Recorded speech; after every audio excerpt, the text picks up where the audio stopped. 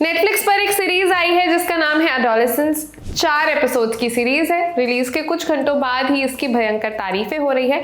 Social media इसकी तारीफों से पटा पड़ा है। लोग इसके content, writing, acting, cinematography, dialogues, हर चीज की तारीफ कर रहे हैं। मगर फिल्म मेकर अनुराग कश्यप ने इस सीरीज को बनाने के लिए नेटफ्लिक्स को रगड़ दिया। क्या है पूरा मामला? अनुराग ने OTT प्लेटफॉर्म को क्यों झाड़ा? आइए जानते हैं। एडोलेसेंस की कहानी को मोटामाटी समझे तो ये एक 13 साल के लड़के की कहानी है जो स्कूल में बुलिंग का शिकार है। उस पर उसी की स्कूल की एक लड़की के मर्डर का आरोप है।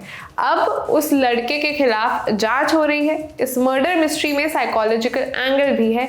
इस बात का पता लगाया जा रहा है कि ये घटना क्यों हुई, इसके पीछे असल में किसका हाथ है।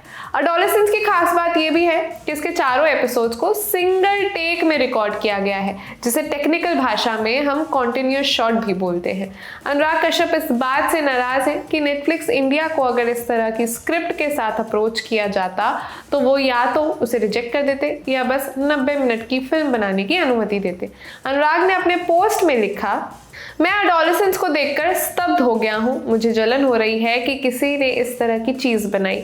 चाइल्ड एक्टर ओवन कूपर की एक्टिंग कमाल की है। उनके पिता स्टीफन ग्रेहम ने भी शानदार काम किया है, जो शो के को क्रिएटर भी हैं। इस शो के लिए बहुत मेहनत की गई है। मैं तो सोच भी नहीं सकता कि हर एपिसोड को एक सिंगल शॉट में शूट करने के लिए कितनी प्रिपरेशन और रिहर्सल की होगी।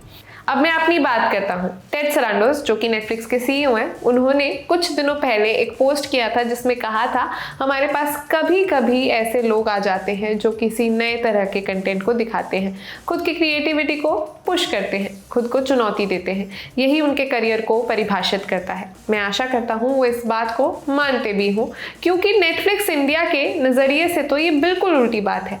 अगर उन्हें इस तरह का कोई शो पिच किया जाता तो वो इसे रिजेक्ट कर देते या कहते कि इस पर बस 90 मिनट की फिल्म ही बना लो। ये भी लगभग असंभव सा लगता, क्योंकि शो की एंडिंग सीधी सपाट ना होकर ग्रे शेड की है। अनुराग ने नेटफ्लिक्स के लिए सेक्रेड गेम्स बनाया था, जो महा पॉपुलर हुआ। इसे बनाने के एक्सपीरियंस पर भी अनुराग ने बात की। उन्होंने इशारे में नेटफ्लिक्स को पाखंडी भी कह दिया। लिखा, सेक्रेड गेम्स के बाद मैं 2 बार नेटफ्लिक्स के पास गया। मुझे सहानुभूति और साहस की कमी दोनों बार महसूस हुई। सीरीज हेड के अंदर असुरक्षा की भावना भी थी। मैं इन सारी चीजों से झल्ला गया। हम नेटफ्लिक्स के इस मॉरली करप्ट और भ्रष्ट रवैये के साथ ऐसी पावरफुल चीज कैसे बनाएंगे? अनुराग ने आगे बताया, टेड और बेला का ये पाखंड इंडियन मार्केट के लिए ही है, जहां 1.4 बिलियन लोग हैं। यहाँ कंपनी सिर्फ अपना सब्सक्रिप्शन बढ़ाना चाहती है। एक समय था एरिक बार्मैक ने फेसबुक पर नेटफ्लिक्स से संपर्क किया था। वो प्लेटफॉर्म के लिए कुछ बनाना चाहते थे। अब वो आपको सारे जहां से अच्छा जैसा छोटा सा शो दे रहे हैं, जिसे अच्छे तरीके से लिखा तक नहीं गया, जिसके डायरेक्टर को भी बदला गया और 2 बार इसकी शूटिंग भी की गई। यही सब सोचकर मैं फ्रस्ट्रेट हो जाता हूँ। अनुराग ने कहा, मैं आशा करता हूँ वो कुछ सीखें और इस बात को समझे कि इंडियन नेटफ्लिक्स पर जो कुछ भी अच्छा बन रहा है वो या तो किसी दूसरे शो से लिया गया है, जैसे दिल्ली क्राइम या ब्लैक वारंट, या जिस पर वो लोग बहुत ज़्यादा भरोसा करते हैं, जैसे कोहरा या ट्रायल बाय फायर। आशा करता हूँ कि नेटफ्लिक्स इंडिया का फ्यूचर भी बेहतर हो। खैर, अनुराग हमेशा से ही ऐसे बोल्ड बयान के लिए जाने जाते हैं। वो इससे पहले बॉलीवुड इंडस्ट्री को लेकर भी कई तरह के बयान दे चुके हैं। रही बात एडोलेसेंस की, तो हम जल्द ही इसका रिव्यू करेंगे, जिससे आप हमारी वेबसाइट पर जाकर पढ़ सकेंगे। ये जानकारी आपके लिए जुटाई थी मेरी साथी मेघना ने। मैं खुशी, आप देख रहे हैं ऑफ सिनेमा। शुक्रिया।